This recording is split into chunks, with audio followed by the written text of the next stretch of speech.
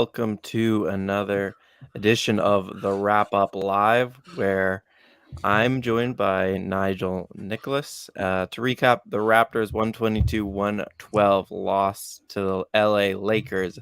Another loss that sends their record to 1-4 on the road trip. Another disappointing loss, another mess of a game, another bench blowout for the Raptors. Yeah, I'll just say it just feels like every time the Raptors plug a hole, they're playing whack-a-mole and another hole pops up here. But Nigel, thanks for joining me. And yeah, like I said, where do you want to start? Because we could go in a whole lot of directions for this game, but what stood out to you the most? But what a disaster that was. That was just a combination of good things like Scottie and OG were so good, and Mm-hmm. then everyone else was just terrible. Even Pirtle, who's been like fantastic. Well, what did he end up with? I think he was like 6 of 14 at one point. Like everything just kind of collapsed around them. It was incredible. And then all of a sudden, the Lakers bench. What the heck was that? That was crazy. They just couldn't miss at the end there. Yeah. The Lakers definitely deserve credit. Like some of the shot making from them was ridiculous. Oh, D'Angelo Russell, ridiculous. 5 of 8 from 3 and a lot of tough ones. Dennis Schroeder, 3 of 6 from 3. And Austin Reeves. If people didn't know about Austin Woo, Reeves, if you weren't watching the Lakers, now you know woo. he's a great player. Let's start here though. Pirtle is actually pretty good. 8 of 17. I thought he gave them good defense. At the end of the day though, like this is on the Raptors bench. You can see it Oh, pretty yeah. clearly in the box score here. I'll say quickly that Fred missed his shots, but like he wasn't very aggressive. He was facilitating, and Pascal just needs to be better on both sides of the ball. This last 2 week stretch has been the worst of his season, and I think a lot of the problems we talk about right now wouldn't be problems if Pascal was playing up to his Yeah, standards and the agreed. way he started the season. Um, I think part of it is a fit thing with Pirtle, and he's learning to play with him, but part of it is also a Pascal thing. Like there was a possession at the end of the first half where they turned the Lakers over, and there was like 6 seconds on the clock, and Pascal, you could see the whole time he wanted that three, and he stopped short and took the three, and it was like he had time to go to the cup and have Reeves defend him and probably go to the line. Instead, he stopped short, took the three. No free throws. I tweeted this second time in the last 5 games where he doesn't have any free throws, and that's the only time it's happened all season. So the aggression is lacking, but the bench. Who do you want to start with on the bench? Do you want to start with? We could go in Well, any direction. They were all bad. okay, so first of all, you did a masterful piece on Precious Achua. So let's start with that. That was a really, really good piece. A lot of depth. As a writer, I saw what you did and it was fantastic. So Thank let's you. start with him. Appreciate that. You know what? He didn't even play the second half. It was Yeah, so he got bad. He didn't benched. even play the second half. He just Yep. looked so lost offensively, defensively. And as you pointed out in your article, he's playing multiple positions and he's having a hard time trying to figure out where he is and what he is. Yeah, I'll post the link in the comments if anyone wants to read the piece. But You have to read it. You have to read it. It's a great piece. I appreciate it. Yeah, like he got benched in the second half of this game for Thad Young, who You know when you're getting had benched for Thad Young, right? That's an issue, right? yeah.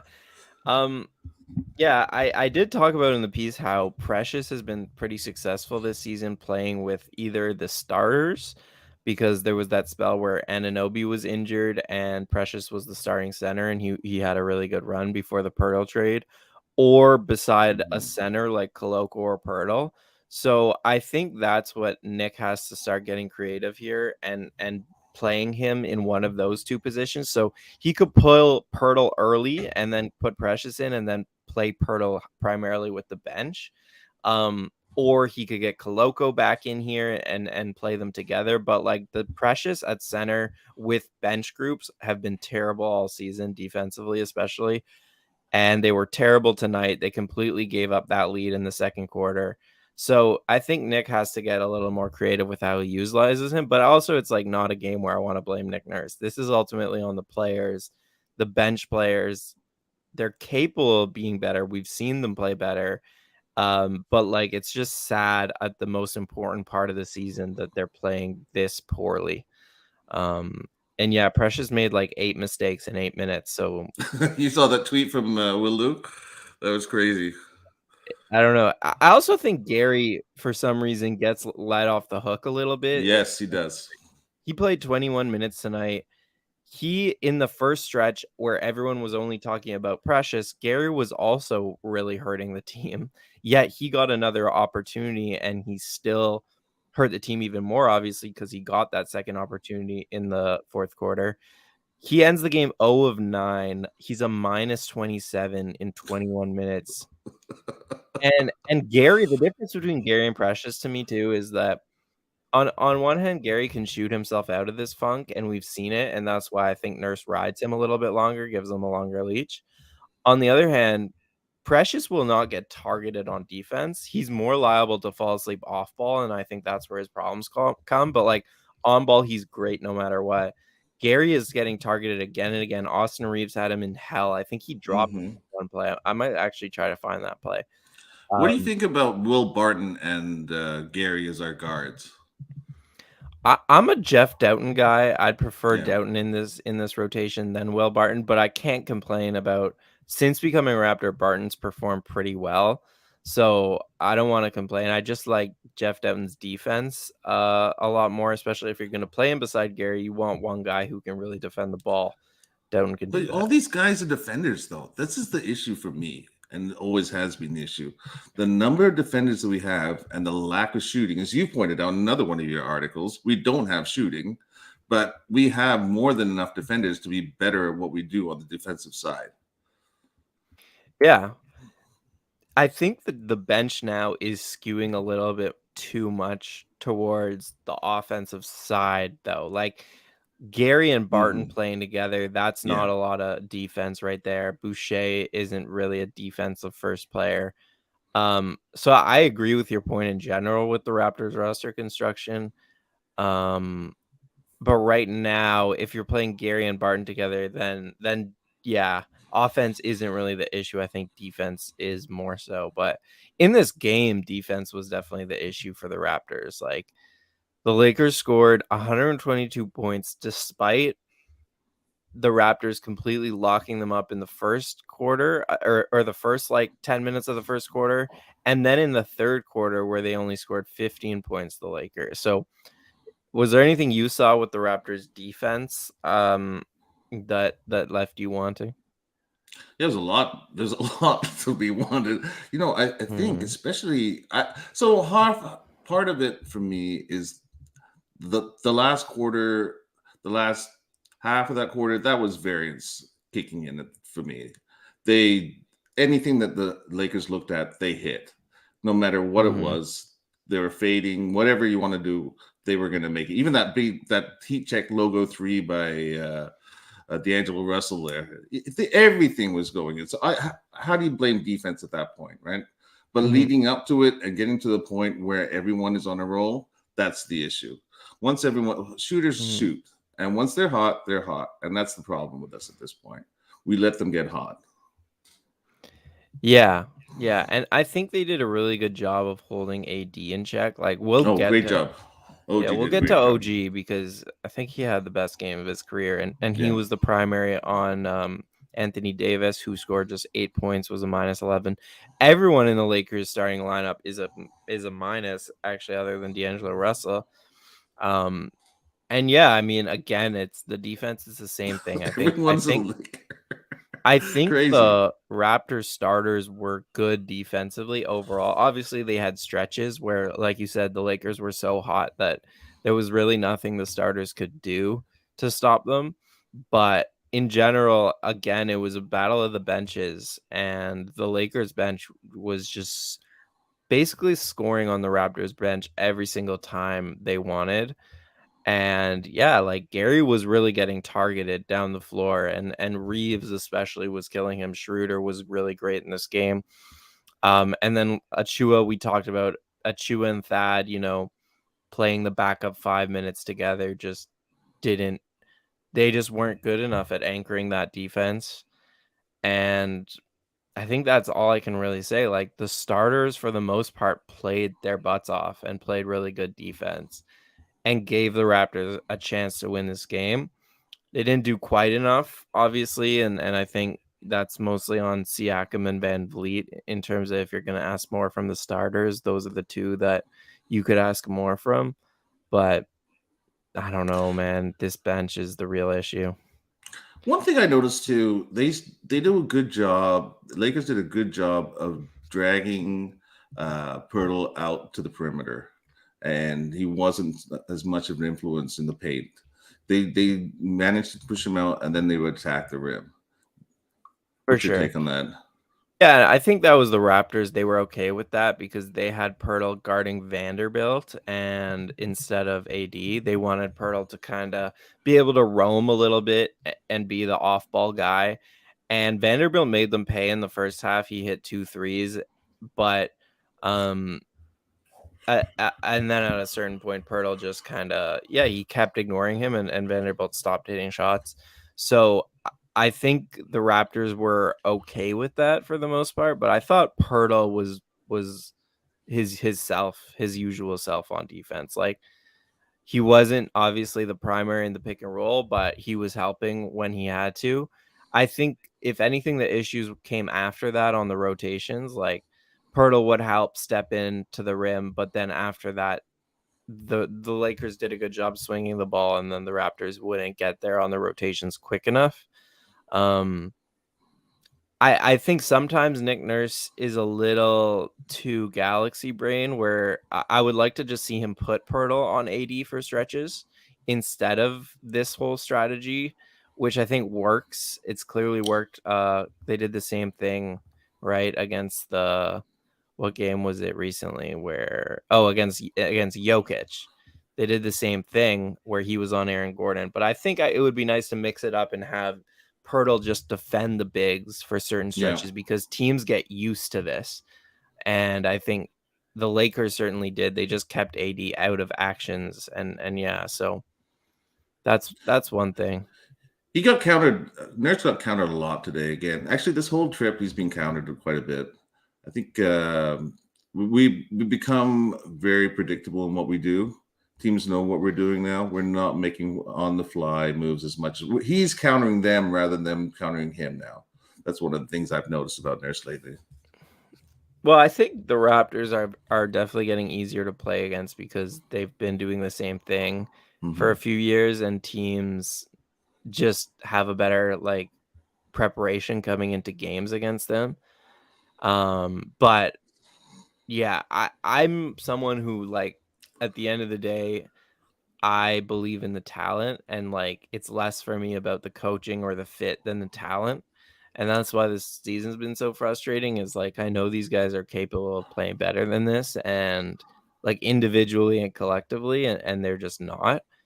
And so See, I'm the I opposite. can't blame Nick. I'm the opposite, buddy. I think a great manager maximizes his players better. That's what he does, right? He takes that talent and he makes it bigger. Yeah. I think at this point, our talent is way more than the sum of its parts. Unfortunately, You mean we're it's not play. less, right? Our talent is more than the sum of its parts, right? Oh So yeah, we have like way more yes. talent, right, Yes, than yes. what we're playing to at this point. Yes, exactly. And I think for me that might be a management issue, right? I don't want to call him out. It could. It's it's gonna be called out at some point the way things are going, but and maybe this isn't the game to call it out, but I think we've got way too much talent. And I think defensively, we've got way more talent than we are showing right now. Yeah. It doesn't make sense. Offensively, I get it. But we could be doing things too on offense, right? Yeah. We just don't play well with the structure. And Yeah, I that's agree. management. We have too much talent to be playing. Yeah, like we are so much worse than the sum of our parts this season. And that's, yeah, Nurse deserves some responsibility. The front office deserves some responsibility. But Mhm. like they got Pirtle to make the, at least defensively, to make it all make sense. And And we so still suck. exactly. That's why I'm saying at a certain point you have to blame the players. Like they just It's are making these brain fart moves that you can't blame the coach for. You can only blame their preparation for and their work and their film study and all that stuff for. Um, so that's kind of where I am with this. And even like I saw a lot of people complaining about the rotations in the second half and how he went back to that four reserve lineup and they got killed. But at the same time, he played his starters for the whole Yeah, third quarter, so he it comes had down. to Yeah, go to an all reserve lineup. we That were like if complaining he before, right? At 40 minutes a starter, right? right So exactly. So it's either he doesn't play his starters as much and then he plays like two starters with the bench, or he does what he did today, which just try to buy a few minutes with a bench heavy unit. Like neither are perfect solutions, but the starters were so good in the third quarter that it's hard to blame him for just keeping him in there for yeah, the entirety of it. And then you have to rest them a bit. So it's just like, yeah, it's not a game where I can blame Nurse. and It's a then with Gary game. playing the way he played, how do Yeah. you? And then Precious playing the way he played. Today is not the day to blame him, right? Things Yeah, have already exactly. got were too bad. Yeah, But exactly. there's a lot of other things that we can talk about, but that's not today, right? Exactly. Yeah. Let's move on to some positives. Please, that's a good idea at this point. Because there actually were some. I Scotty, think how good was he? How good y- was he? I think well, I want to start with OG. He started the Okay, game 11 of 11 from the field. He had a perfect game going, I think, into the fourth quarter. And 5 steals. Obviously, he was the primary defender on Anthony Davis. And yeah, he just had a pretty much a perfect game. And I think it's kind of been underrated because they've been losing a lot. But over his past like 6 games or something, he kind of found a rhythm coming back from this hand injury. And he's just been really great over this last little I while. know. So yeah, I don't know if you have anything you want to say about OG. Oh, you know what? He was just fantastic today. Like defensively, offense. One thing though, he can you when a team decides to shut OG down, they shut him down. He got quiet all of a sudden. He gets quiet real quick. Um, and you know what I like about his game today? I like the fact that he was taking threes and he was getting to the rim. That's what Mhm. he's really good at. He no mid range. He had that one long two to start with, but apart from that, it was all threes and in the paint. And if he plays like that, he's going to play well. It's when he tries to do more than that that's when he gets in trouble. Yeah, well, I don't know. He had this one on Anthony Davis where I think it's kind of a heat check shot, but not many guys can shoot over Anthony Davis and get the and one. So I It was think it's great. great that Yeah, he's yeah. taking more threes recently because if he's gonna play the two guard in this starting lineup with um Pirtle, Barnes and Siakam, 3 non-shooters. OG has to be a really aggressive three-point shooter to space the floor. Him and Fred, like he just has to. And this season, for the most part, OG has been a pretty kind of he'll take the open threes, but he's not hunting his shot. And over the last couple of games, he's taking way more threes. And I like that. He needs to take like at least 6 a game. Like that's what he got tonight. But if he has even a sliver of space, I want him to shoot the three. I don't really like he's getting really a lot better at putting the ball on the floor, and I'm not taking that away from him, He looked a but lot better. Yeah, he looked a a lot lot better better. today. But yeah, his role in the starting lineup has to be as more of a shooter than a guy who's gonna just put the ball on the floor and keep extending advantages because someone has to shoot in that lineup. And like, That first play, yeah, did you see that first play? He had an open three to start with, and then he didn't take it. He yeah, decided to go towards the rim. He stopped and took that long two, and I thought, oh, and he made yeah, that yeah, long two, exactly. He right? made it. Yeah, yeah. But at the same I time, I'm like, thought the same why? thing. Yeah, I do want him taking those threes, but Yeah. I get it early in the game. He wants to work himself into a rhythm, take some easier buckets. So Oh, I he do took a get it. hard one. He took a hard one to start. Yeah. Scotty also phenomenal game. Phenomenal. Honestly, from the start, finally, like he finally had a good start. He didn't just come along in the second half. From the very tip, he was really energized on both ends of the floor, Yes. rebounding, We've been talking about that, right? defending. The him showing up for a quarter or so. Today Yeah. he did that whole 4 quarters. And what I liked Yeah. about him was he was a point guard today. He was a lead guard today, Yeah. not just making those little moves. He took control of that offense, telling Yeah. guys where to go, making great passes, putting people in the right spots. He did everything right. That was his first game to me where I said, okay, this kid is actually a point guard. Yeah, like I agree in the sense that he trusted his teammates the whole way through. We talked about how those bench lineups didn't work and he was the point guard in those lineups, but it wasn't like they weren't getting good shots. Like Scottie was getting Gary great shots. Great Uh shots. Boucher good shots. Even in the fourth quarter, he found Boucher in the corner and I was kind of surprised he made the pass because he could have easily taken the game into his own hands, but instead he kept finding his teammates making the right play. Only had 7 assists tonight. He could have had a lot more if the bench guys were making their shots. But yeah, I agree with you. Like he was setting up his teammates all night. He had a few assists to Pirtle. He has really good chemistry with Pirtle. Really, the first quarter they were fantastic together. Those two controlled the paint in the first quarter, and they were making passes towards each other. They looked really, really good. I'd like to see more of that as well. Yeah, and then towards the end of the game, Scottie just took over in the mid range, and he was just Yeah, getting to his spots around the free throw line and just hitting every mid range shot. Like I thought teams defensively often too. In the teams third often quarter, have he a was good. guard on him, and he was just taking that guard to the post and shooting over them and that's what he can do all game if he wants. Like almost every team will put a guard on him, and he just has to be aggressive from the start and make them pay for that. So yeah, this game he end up with the career high? Yeah, 32. So it's a career high.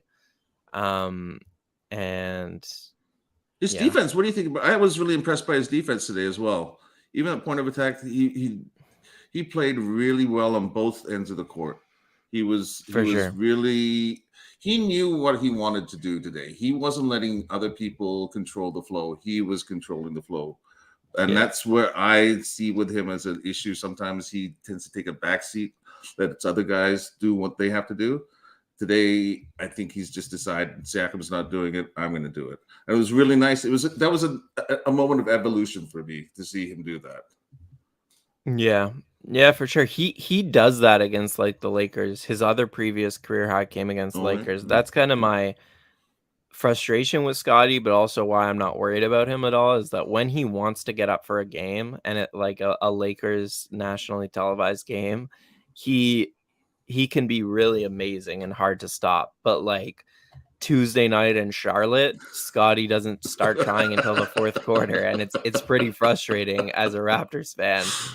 But I No like one gets up for Tuesday night in Charlotte, though. yeah, but Let's be he honest. he is he hasn't done enough in his career to That's a good have the point. right. He's not LeBron James. Like he's No, not Draymond Green. He's not one of these guys who can take a Tuesday night in Charlotte off. Like he has to get up for every game. He's a second year player. He's not an all-star. So that's what frustrates me about him is it feels like he feels like maybe entitled to take certain nights off and only like really show up when he wants to.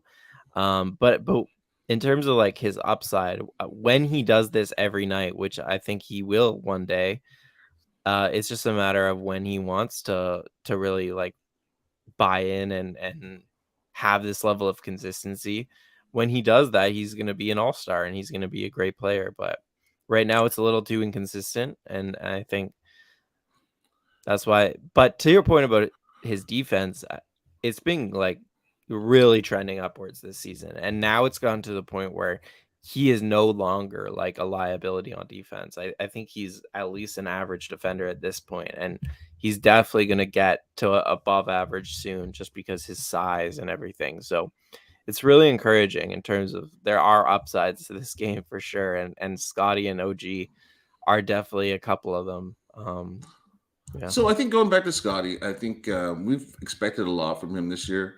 He outperformed my expectations last year um, considerably. I was not expecting the level of play that we got from him. Oh, same. So it makes sense that he takes this year as kind of a consolidation year, trying to. It's not as we always say, development's not linear, right? So it's normal to go 2 steps forward, 1 step back. That's young guys, especially. You see that happening all the time.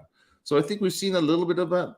now we're seeing him start to push forward again and take it to another level from where he was last year. He's going to be today was beyond anything I've seen him play. Yeah. No, definitely one of his best games of the season.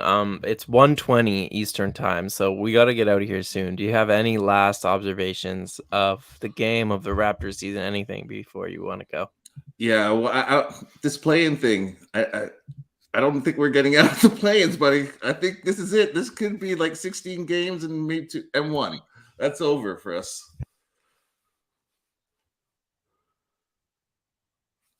Did I go up? I lost you here.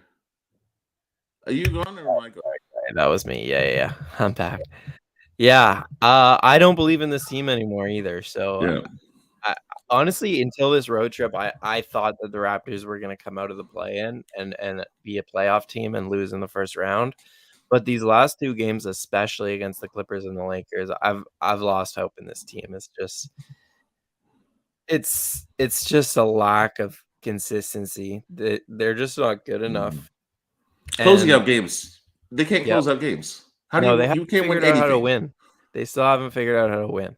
And it's been their problem all season. Like, they've found every possible way to lose games, and they haven't found ways to win. I was telling And Sahel we were the team with the fake comeback last year. Now we're the team with the fake lead, right? Any lead we have going in is we know it's going to go poof. You know it's going to go poof. Everyone knows it's going to go poof, right? yeah. So that's what happened. I don't know. Something we lost something in there. Some kind of confidence, some kind of ability. It's gone. That Yeah. superhuman strength is It's gone, like a baby. swagger, I think it's like a Yeah. confidence thing too, right? You need to have that swagger to believe that you're actually gonna win these games, and yeah, I think it is in their heads where just like us as fans know, as soon as the starters leave, this game is gonna go to poo. I think it's in their heads too, like, they're humans. I think they also are trying to play extra hard and trying to make that extra play because they know that once the bench comes in, there's no confidence there, so I think that's true. I don't know. I think they could still get it out of the play-in, but um, yeah, I'm not feeling great about them right now. I also don't feel too good about Siakam coming back at this point. I feel like he's spent, and if he's spent, that's doomsday right there for me. Yeah, to me, I wanted to say this last episode. Him and Fred have basically done the reverse of last season, where Mm-hmm. last season Fred was an all-star, and then he completely lost his legs in the second half of the season. This season, Siakam was an all-star, and he completely lost his legs over the last month or so. And Fred has been playing a lot better than him, whereas last year Siakam started playing a lot better than Fred. So it does feel like the reverse is happening this year, which is a roster problem and too many minutes problem, all that stuff. Anyways, we got to get out of here real quick. Can-Am Taxman player of the game is I'm giving it to OG Anunoby because he was 11-11 to start, and he kept them in this game for the first three quarters. He did everything he possibly could. One of the best games of his career. And yeah, go to canamtax.com or call the number at the top of your screen because I think you're late if you haven't done your taxes yet. So you better call them tomorrow. Tax season is here, Ontario. Better Can-Am Tax. They're the people to do it. All right. That's it for tonight. Oh, thank you, Nigel, for joining me. Thank you all for joining the show. And we'll be back when the Raptors play the Nuggets next game. All right. Thanks, Peace. guys. Thanks, guys.